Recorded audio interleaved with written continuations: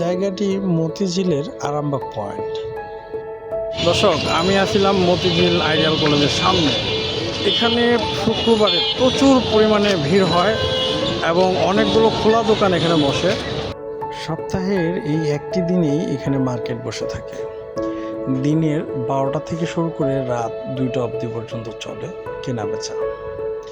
বিভিন্ন জায়গা থেকে দোকানিরা দোকান জায়গাটি খুবই ব্যস্ততম একটি জায়গা।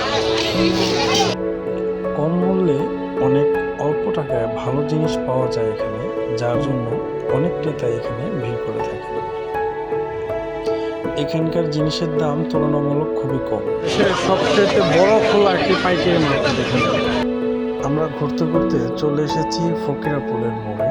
এখানেও অনেকগুলো দোকান আছে যা দেখার মতো। যারা এখানে ঘুরতে আসেন সপ্তাহে একদিন পরিবার পরিজন নিয়ে,